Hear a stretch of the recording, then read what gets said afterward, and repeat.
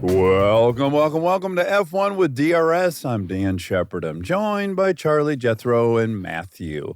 3 different countries represented today in our locales, which is very exciting. Mm-hmm. And right before, and I'm blaming this on Rob and Jonathan, they had not hit record in a timely fashion, and we missed out. Go ahead. I mean, I have a backup recording, but the cameras were being set up. Exactly. So you weren't recording. It's Jonathan and Wobby Wob's fault. We had a tasty little conversation about, because Matt had observed that Charlie looked like what today? Like an East London cocaine dealer.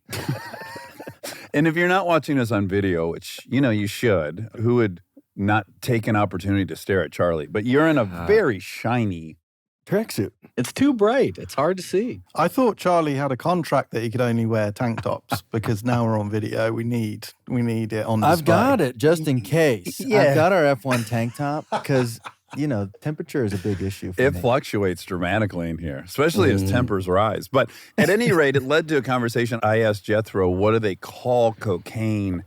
What's the code word for it in London? We normally go gear. Yeah. Sometimes nose bag.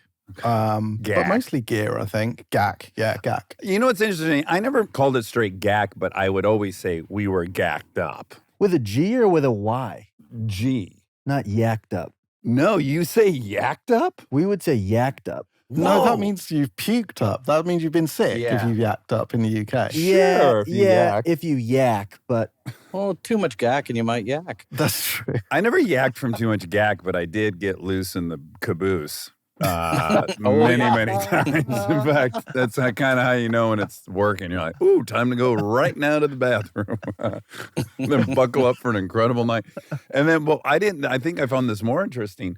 Jethro had asked what we call ecstasy. Do you call X? And I think, yes, we did in the 90s and early aughts, but it's really evolved into Molly. And then we just found out, what do you guys call it over there? Yeah, we have Mandy. So you have Molly, we have Mandy.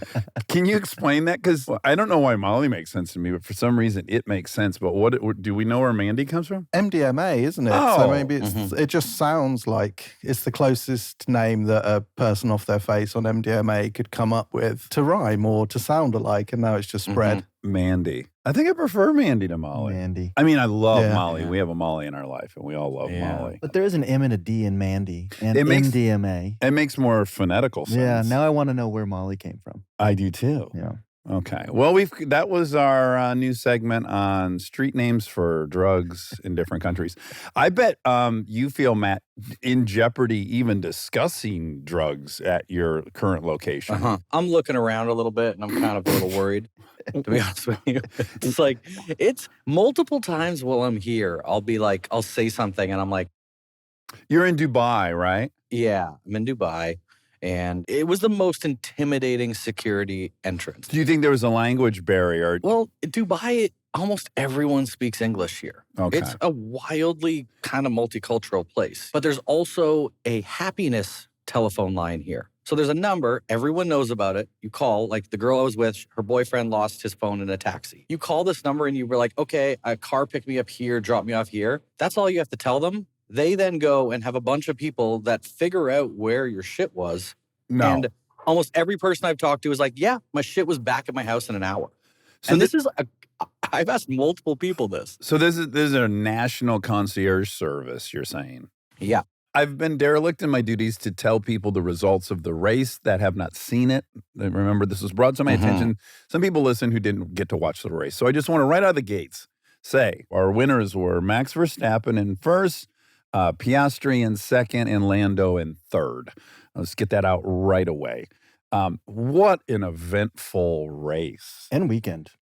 Yes. The whole weekend. It's almost like the race wasn't the big thing. There was so much that happened beforehand with inter-team rivalries and tires and tracks being changed. It was like a festival of craziness for the whole weekend. It really was. It's hard not to jump right to the race, but I do think we should go in order. So, yeah, they changed the track from its last race 2 years ago. They changed the curbs. The curbs were too hard on the tires, right? The turns are too fast, it's too hot, and the curbs were potentially going to make the tires explode. Is impetus for They that. were like razor blades, those curbs. It was crazy seeing those things. They changed the track very last minute, right? People were painting. I think even between maybe Quali and the race, They changed by a lot, like 80 centimeters, I heard. Yeah, so what's that, 3 feet? I was doing that math for way longer than I should have. I'm like, 80 centimeters. 30 and a foot. I guess 100 centimeters is a meter. Oh, 100. you went that way. Right. Yeah. So 0.8 of 3 feet. Yeah. So 2.6 feet. 2.6 feet. Okay. It was a great opportunity this weekend to brush up on your metrics. You can't say 2.6 feet. You can't start using metric for your feet. No, it's not going to work.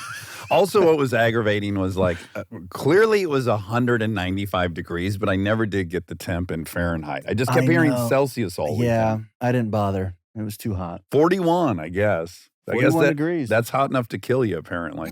But, okay, Quali was very, very dramatic on Friday, right after P1. Lando's time was deleted after he had already stepped up to that little post-Quali interview. Yeah, but I think he knew he was just waiting for them to hand down that punishment because everyone kind of knew, and even his reaction in the car is like he knew he was over. It did feel weird that he had to step up there. That one was definitely known. I agree. Yeah. And he's just kind of waiting for Piastri to take his position. Yep. But we don't really know at that point. Piastri's gone too. Yep. So the whole thing was a real waste of time. Yeah, so the whole weekend it was started off here, wasn't it? But track limits was a massive issue.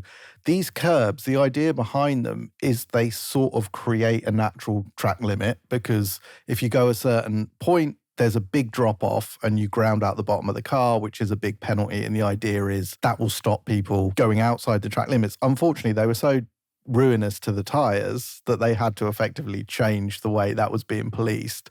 And we were sort of back to a line that they had to cross. And if they crossed it by 1 millimeter, it was game over. So there was endless laps being deleted almost immediately.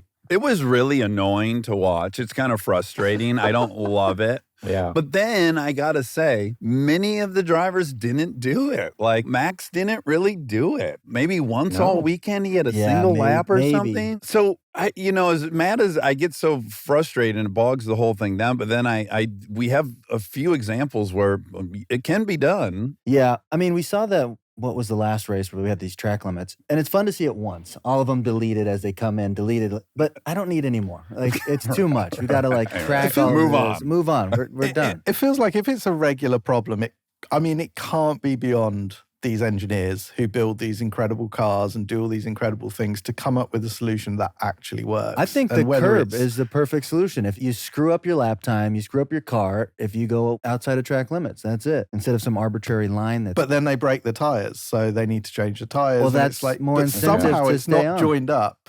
Like, join up the two people who are sorting this stuff out or the whole organization, because it's a joke at the minute. But all these street circuits where we have the wall right there, they have no choice but to stay within track limits because they're going to hit the wall. Well, the curb is essentially the same thing. If it's going to destroy their car, just stay in there. Yeah, what do you think their argument, Jethro, from taking that approach is? That they'd be dealing with punctures and people dangerously re-entering the pits or what? Yeah, the problem with these curbs in particular is when Pirelli looked at them, they saw that they were degrading the sidewall and the tread of the tyre was effectively separating, and that becomes dangerous. So you could rattle the curbs and still be within track limits, fine, but you're actually damaging the tyre and then they're potentially let go, and it's dangerous if you're doing, these are super high-speed turns, high G-force turns. So that was the problem. But then if they want that solution, it's just a matter of going to the tyre supplier and saying, build tyres that can cope with this. It's just, I think it caught them by surprise.